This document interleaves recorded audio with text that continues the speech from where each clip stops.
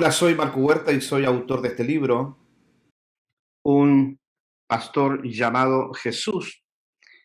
Este libro que lo terminé de escribir en noviembre del año pasado y bueno, comenzó durante todo este tiempo una serie de ediciones y lo logramos terminar. Un pastor llamado Jesús. Ahora he tomado a bien sugerencias y consejos que me pidieron para hacer una presentación del libro de manera online, pensando especialmente en los hermanos y hermanas que viven fuera de California y también fuera de los Estados Unidos. Y hemos tomado este tiempo para poder conversar un poco sobre este libro, basándonos en tres puntos preliminares y a la vez cardinales para poder entender el libro que estoy presentando.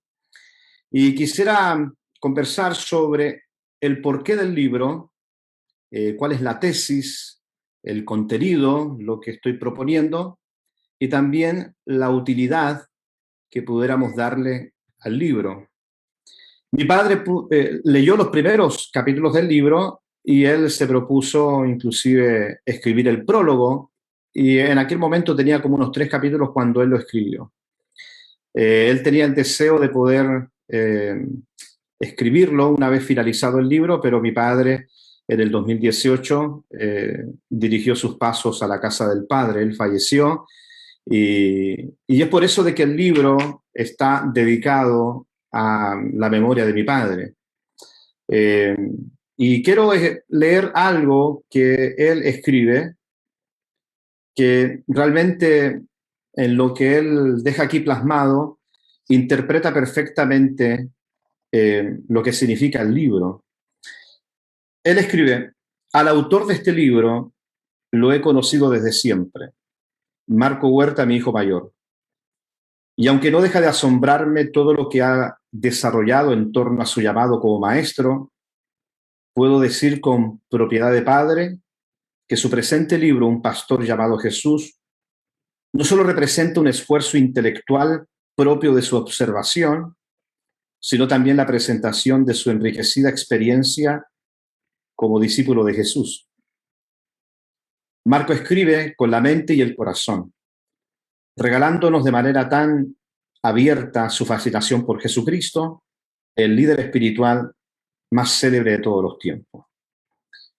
Y quise leerlo, este extracto del prólogo, porque mi padre interpreta perfectamente lo que significa este libro, un peregrinaje, una observación, no solamente desde el campo intelectual propio de la academia, sino también de esta fascinación, la fascinación propia de un discípulo que se acerca al maestro para aprender más. Y así me acerco a Jesús como un discípulo, un eterno aprendiz de la persona de Jesús y su mensaje. Un pastor llamado Jesús. El subtítulo del libro es Virtudes esenciales para un liderazgo transformador. Y leyendo el subtítulo ya puedes imaginar cuál es la tesis del libro. Y el libro tiene esta propuesta: el poder encontrarnos, el poder observar virtudes, cualidades muy propias de Jesús, que lo convierten en un ícono histórico, en un ícono representativo de la historia.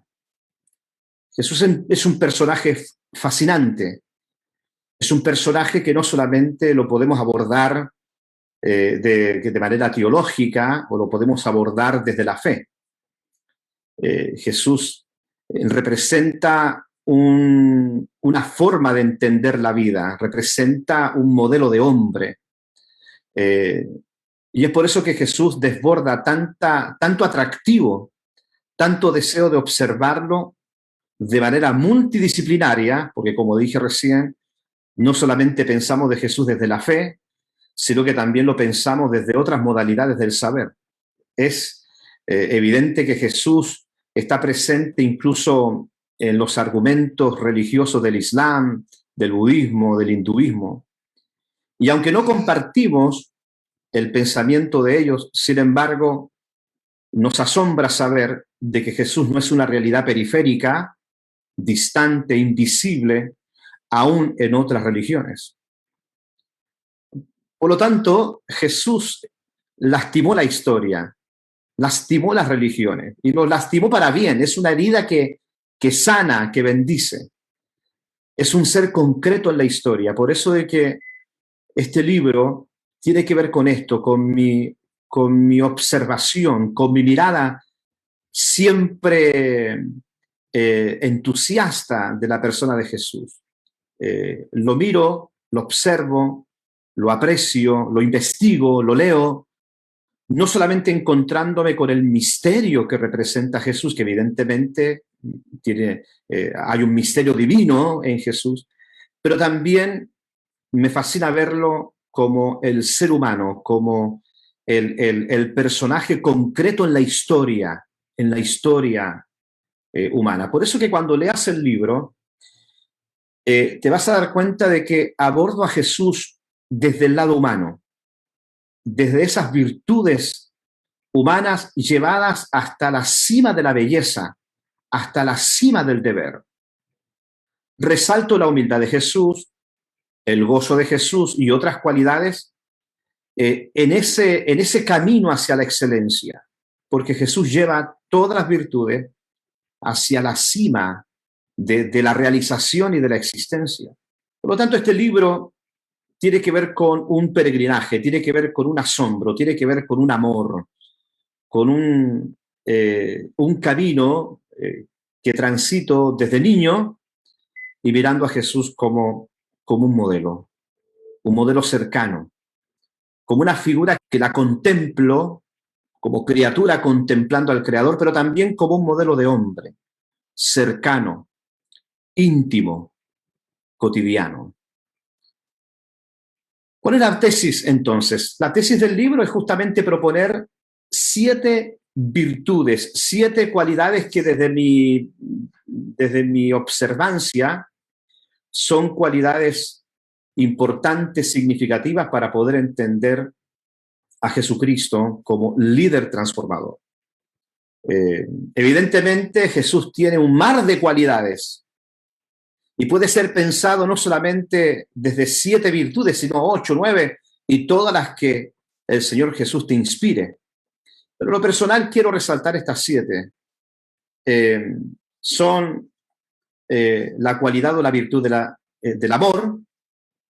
También hablo de el carácter y la virtud coherente de Jesús en el capítulo de la consecuencia. Jesús es consecuente. También hablo de la longanimidad, una tercera virtud muy bella en el carácter de Jesús. También hablo de la humildad de Jesús. Claro, no puedo dejar de lado aquello que es considerado como parte de las virtudes supremas, la humildad.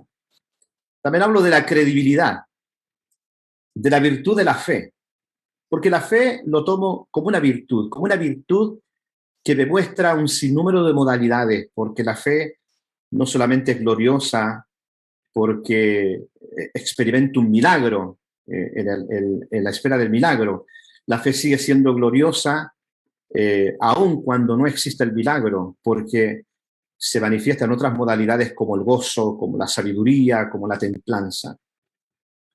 Y por último abordo el tema del gozo, la virtud del gozo.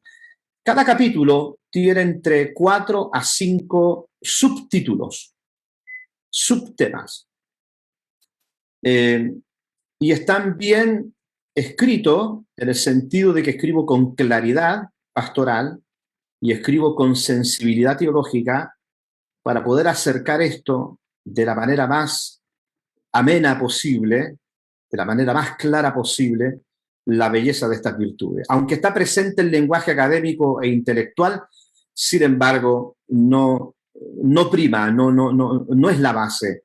No es un libro pensado para la academia, sino pensado para el pastor que trabaja día a día con las ovejas para los líderes que comparten la visión de Jesús, para los hermanos y hermanas que se identifican como discípulos de Cristo, para curiosos del pensar de la fe y también para diferentes personas como quizás un agnóstico o un ateo que aunque no cree en Dios, sin embargo no puede negar la existencia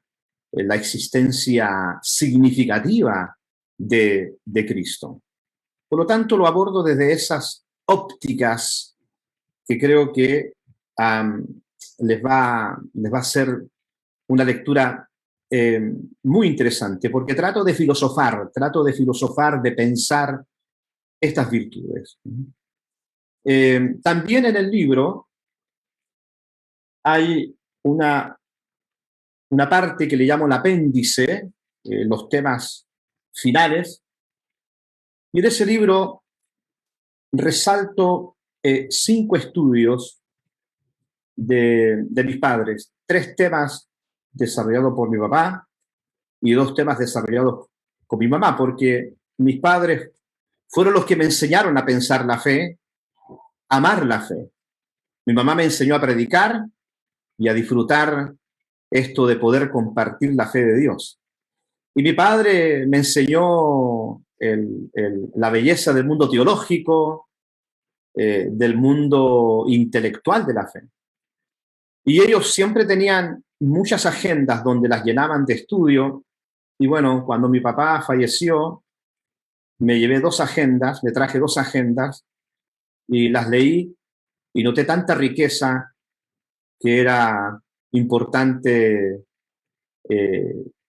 darla a luz, mostrarla y ver que otros también pudieran contemplarlas. Quiero que me acompañen a hacer unas lecturas especialmente de algunos trozos del libro. Haré por lo menos unas 5 lecturas breves. Esto no significa de que sea lo más importante del libro, porque hay muchas cosas. Para mí fue muy difícil seleccionar qué lecturas podría resaltar. Muy difícil. La primera lectura está en la página 17 del libro, donde trato de explicar por qué escribo y por qué la fascinación por Jesús. Voy a leerlo. Dice: personalmente tengo la misma sensación que Juan, cuando en su capítulo 21 de su Evangelio señala que si se hubieran escrito en aquel entonces en detalle lo que Jesús hizo, no habría suficientes libros para contener sus palabras y sus obras. Eso está en Juan 21-25. Aunque lo que señaló Juan en su momento fue una forma hiperbólica de presentar la fascinación por Jesús, sin embargo, en el devenir de los siglos, si hay un personaje del cual se ha hablado y escrito de manera sideral, ha sido justamente de Jesús. Por lo tanto, pensar que el interés literario por él, por Jesús, tenga fecha de caducidad o que ya no haya más que leer o decir sobre la persona y ministerio de Jesús, es un absurdo y una clara ingenuidad irreverente hacia el misterio de su ser. Leo esto porque quizás en algún momento pensé, bueno, ¿para qué escribir de Jesús si se ha escrito tanto? Sin embargo, lo escribí porque Jesús es una realidad, es un saber que es imposible agotar el misterio y su belleza.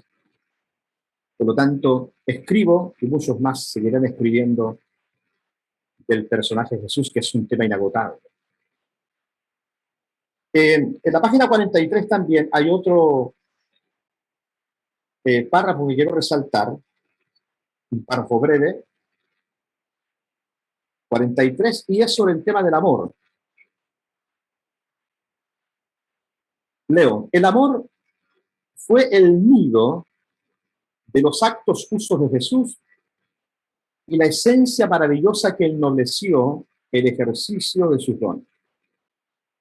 Jesús no ejercitó ningún don sin amor, ya que el don para verse constantemente al servicio de los demás, debe ser espontáneo, ampliamente generoso y sin sesgos discriminatorios. Aquí estoy explicando de que el amor antecede a cualquier acto ministerial de Jesús. Él, antes de sanar, antes de dar una revelación o una profecía o un acto mesiánico, le antecedía el amor.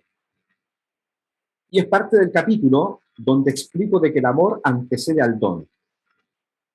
Hay personas que ejercitan un don o un talento en la iglesia, pero no hay amor en ese ejercicio del don. Tenemos que predicar, enseñar y ejercitar toda esta gama maravillosa de carismas, siempre desde el amor. Quiero también leer algo sobre el tema de lo consecuente, está en la página 57 del libro. Esto está un poquito más extenso, pero escúcheme, que es muy bello. Hablando de lo consecuente, tiene que ver con el subtítulo consecuente ante el elevado costo del amor. Leo. Cuando Jesús ofreció su vida en la cruz, ya no tenía más que dar, porque su vida dada en sacrificio era el fin de su existencia entre los hombres. Murió Jesús a su existencia singular para existir en todos como don perfecto y como una realidad comunitaria. Él renuncia y muere a su singularidad, pero resucita como comunidad, siendo él la cabeza y su iglesia su cuerpo. Aquí explico un elemento tan importante de la resurrección, de la muerte.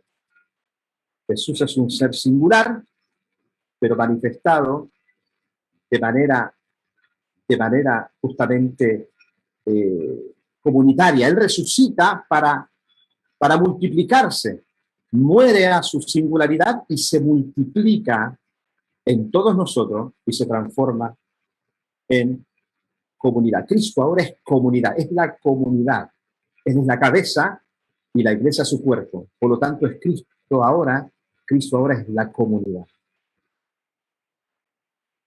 Hablando sobre la longanimidad, en la página 73 también explico en el subtítulo que trato sobre la longanimidad del buen samaritano, porque dentro de la longanimidad trato 4 temas y uno de los temas es sobre el buen samaritano, porque es ícono de longanimidad. Leo. El buen samaritano supera lo incómodo que es asumir la necesidad del otro. No es fácil hacerse cargo de aquel que no tiene ni la mínima posibilidad de ponerse de pie y devolver con algún bien nuestra acción. La virtud de la longanimidad nace de la gratuidad y como gracia no busca lo suyo, sino que pacientemente se da de manera más excelsa, fértil y generosa. Muy bien. Quiero hablar ahora sobre el tema de la humildad y hacer una lectura también de la humildad que está en la página 92. Y ese corresponde al subtema una virtud excelsa. El tema de la humildad. Leo. La humildad nos hace grandes, pero no grande en el sentido jerárquico, sino grandes y loables. La humildad no nos deja en el zócalo más alto, no nos deja en el zócalo más alto y vistoso, sino al final de la fila, donde podemos conectarnos mejor con los menos beneficiados. No nos hace los famosos de algún sistema vano, pero sí notorios para los que buscan autenticidad. No nos pone en el centro de la atención, sino en la periferia, olvidada, para estar más cercano a los defraudados y a los abandonados. La humildad produce eso en la vida de un ministro. Hace que nos distanciemos de cualquier tipo de culto al yo, a la idolatría del yo, para olvidarnos de lo que podríamos ser desde esa mirada ególatra y aprender a existir para los demás. Ser un verdadero hermano menor. Y bueno, el tema de la humildad es un tema muy hermoso porque después hablo sobre la humildad desde el mesianismo de Isaías y ahí hago una lectura teológica sobre la humildad de Jesús y la propuesta de Isaías, la humildad de Isaías en el siervo sufriente. Un tema bastante teológico, muy hermoso. Por lo tanto, el libro propone una serie de miradas, tanto teológicas como filosóficas, siempre desde el pensar de la fe, de estas virtudes. En el primer capítulo, por ejemplo, tiene como título Tras los pasos de Jesús, y los subtítulos del primer capítulo son Entre los salmos y los profetas, ya que hago una mirada de Jesús entre las imágenes pastoriles de los salmos y la imagen de un profeta que existe para los demás, muy propia de la teología del profetismo antiguo. También en otro subtítulo hablo sobre el amor de Abba, ya que explico de que Jesús propone una nueva mirada teológica a Dios. Este Dios que predica Jesús es el mismo Dios de los patriarcas, pero es un Dios que no está sujeto o prisionero a todo el aparataje del templo, a todo el aparataje litúrgico del templo, sino que Jesús lo desarraiga de esa liturgia, de esa teología templista, de esa mirada estructurada, formalista, y lo hace libre. Por lo tanto, cuando predica a Dios como Abba, está presentando una nueva manera de ver a Dios, un ser libre, libre de la liturgia sesgada, un ser libre. Por eso que también usa expresiones como el Emanuel, el Dios entre nosotros, Dios cercano. Una sección bastante hermosa. Y después interpreta el liderazgo de Jesús, que básicamente sería como una especie de la tesis más compendiada, que después lo desarrollo más ampliada en los capítulos siguientes. Cuando hablo del amor como una virtud libre, también hablo del amor como esa realidad que antecede al poder sobrenatural, la virtud mayor que el don sobrenatural, ¿no? Lo que expliqué recién. Hablo también del amor como desapropiación, el existir para los demás, y como la disposición de dejar de ser por el bien de otros. O sea, varios temas desarrollo aquí. El tema de lo consecuente, explico lo que es esta virtud de la coherencia de lo consecuente. Hablo de que lo consecuente trae el elevado costo del amor, que es la muerte. Ahí explico un poquito esta conexión teológica de muerte y amor y muerte. Porque la muerte fue un acto de amor. Como expliqué, Jesús muere a su singularidad para transformarse en comunidad. También hay un dato interesante en el capítulo de lo consecuente. Hago un paralelo, una lectura, pero resaltando la antítesis de Jesús como pastor y la frivolidad del pastor asalariado. Entonces, ahí explico la traducción del Salmo, del buen pastor, y esta figura de aquel que es frívolo, aquel que protege las ovejas, pero mirando siempre el beneficio propio. Una lectura muy hermosa sobre el siervo, el verdadero siervo. Y también hablo sobre la belleza coherente de Jesús. En la longanimidad, hablo de la longanimidad del buen samaritano, hablo de la naturaleza resiliente de la longanimidad. En la humildad hablo sobre la excelsitud de la humildad, la teología de la humildad, y bueno, y otros temas. En la credibilidad hablo sobre la credibilidad ontológica, hablo sobre la verdad transformadora como un elemento vital de la credibilidad, y bueno, hablo sobre la legitimidad del acto o de la virtud de la credibilidad. En el tema de la fe, defino qué es la fe, hablo de la pedagogía de la fe y de la verdadera espiritualidad. Y en el gozo, hablo del gozo como una realidad que está en plena sintonía con la fe. Y bueno, esto tiene que ver con el libro. Y quiero leer por último, bueno, penúltimo, porque hay otra lectura que quiero hacer, que en la contraportada, en el último verso dice, Jesús sigue siendo el modelo insigne de ministro. Si bien es cierto, es el modelo pastoral más difícil de seguir, pero es el único modelo que conviene imitar.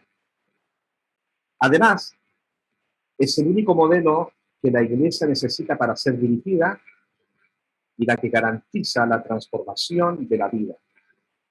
Por último, es el único modelo que el Padre bendice y rescata. Tratando de poder explicar por qué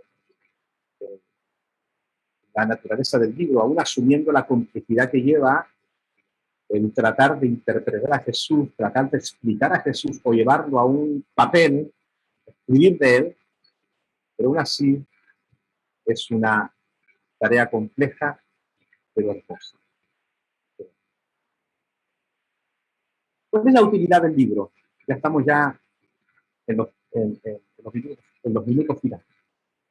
Este libro puede ser usado como una lectura personal, una lectura devocional. Lo puedes leer y disfrutar, hacer tus estudios, resaltar las ideas, porque es un libro pensado para la devoción personal. Pero también es un libro que puedes usarlo para un discipulado. De repente puedes dividir en varias semanas los capítulos, porque están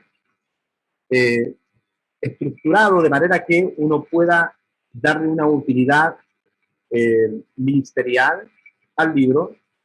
Los subtítulos no tienen más de 3 o 4 páginas, por lo tanto es una lectura que se puede hacer semanal y así aprovechar para que tus discípulos, estudiantes, aprendices, tus timoteos, discípulas del Señor puedan aprender sobre eso. También es un libro que lo podemos usar para una clase de liderazgo cristiano, también para una clase de teología pastoral o teología ministerial, un estudio a los evangelios, también cuando estudiamos o enseñamos sobre los evangelios, o también sobre la teología de los evangelios. Pero es un libro que lo puedes aprovechar tanto para tu lectura personal como también para algún tipo de trabajo ministerial o como discipulado. Por lo tanto, este libro fue escrito para dar una utilidad pastoral y ministerial. Claro, espero que lo puedas leer, que lo puedas disfrutar, que lo puedas trabajar, que puedas reflexionar el libro, que lo puedas criticar incluso, que puedas hacer todo una experiencia cercana al libro para que lo disfrutes, como también lo puedes enseñar a otros. Y puedes trabajarlo con otros, el libro, de manera como un discipulado o parte de la bibliografía de una clase académica. Tiene esta utilidad. Yo lo escribí aportando, porque siempre me he considerado un hermano menor entre mis hermanos siempre con el deseo de colaborar en la pastoral, bendecir a mis colegas pastores y bueno, esa peregrinación, ese deseo de siempre poder servir, se concreta en un libro. Probablemente yo no alcance a llegar a ciertos lugares, pero llegará el libro. Llegará. Quiero leer, por último, como una conclusión final, algo que está en la página 37. En lo personal, cuando lo escribo, yo mismo fui interpelado, fui sacudido por esto. Y claro, el autor siendo interpelado por su propia pluma. ¿Por qué sucede esto? Porque al final todo esto es algo que Dios siembra en tu corazón. Es lo que uno recibe de este encuentro con Dios y lo que Dios va inspirándote para poner en orden tus pensamientos. Y quiero leer este párrafo, ya como parte de la conclusión de esta presentación. Página 37. Cristo vino a servir. Y en ese ejercicio abnegado sostuvo toda su legítima autoridad mesiánica. Su disposición hacia los demás fue fue percibida como dádiva a los hombres. Marcos 10:45. El servicio de Jesús siempre fue ofrecido como una verdadera dádiva y no había otra manera de percibirlo. Jesús sabía que era un siervo entre los hombres, pero no un siervo que asumió el lado más vistoso, sino el lado más incómodo del ministerio. Ser el último, el menor, y el que asume la parte más dura del sacrificio. Hoy usamos mucho la palabra siervo, pero de alguna manera, a veces, se ha usado paradójicamente como un título más en nuestros imaginarios jerárquicos y pareciera que estuviera más relacionado con el privilegio y el derecho más que con la responsabilidad y el servicio abnegado. En algunos sectores incluso la palabra siervo es casi un grado y escalafón honorífico para obtener el reconocimiento y los mejores privilegios, alejándose de la idea de siervo como el menor, el que asume las acciones menos populares y deleitables. Siervos en el modelo de Jesús y no tanto en el modelo de más.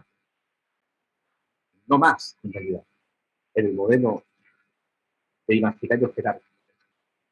Por eso de que este libro nos ayuda a poder entender muchas dimensiones muy sensibles, muy humanas, muy pastorales de Jesús. Presento este libro no como un bestseller o aquí la panacea de la revelación o la verdad última de las cosas. No. Lo presento con humildad y con el deseo de que tú puedas apreciar el trabajo, primeramente apreciar el esfuerzo y el trabajo, las horas, el desvelo que llevó este libro, pero también lo puedas leer y disfrutar su lectura y tomarlo como una herramienta más, una herramienta humilde más a tu biblioteca, a tu experiencia espiritual, a tu saber intelectual de la fe. Yo te bendigo y motivo a todos los hermanos que están en el área de la bahía, en el norte de California, que visiten nuestras presentaciones, porque van a ser muchas presentaciones, por lo menos hay 9 presentaciones. Vaya a alguna de ellas y compre el libro en vivo, que lo voy a dedicar y se lo voy a firmar en vivo.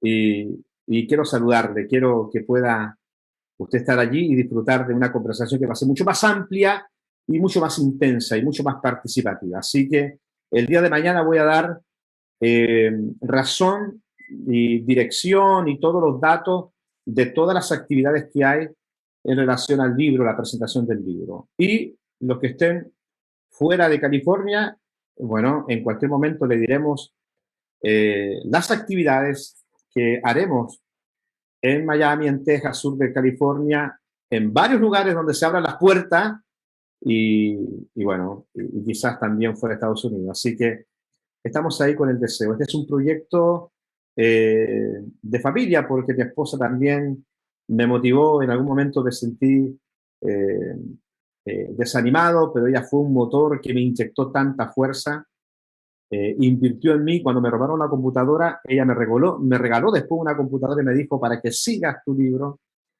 Y, y bueno, ella hizo una tremenda inversión de tiempo, de comprensión, y para poder también eh, tener este libro en la mano. Así que aquí que lo compró, que lo disfrute, y aquellos que van a comprar, es una herramienta que con amor lo he hecho, como un hermano menor entre ustedes.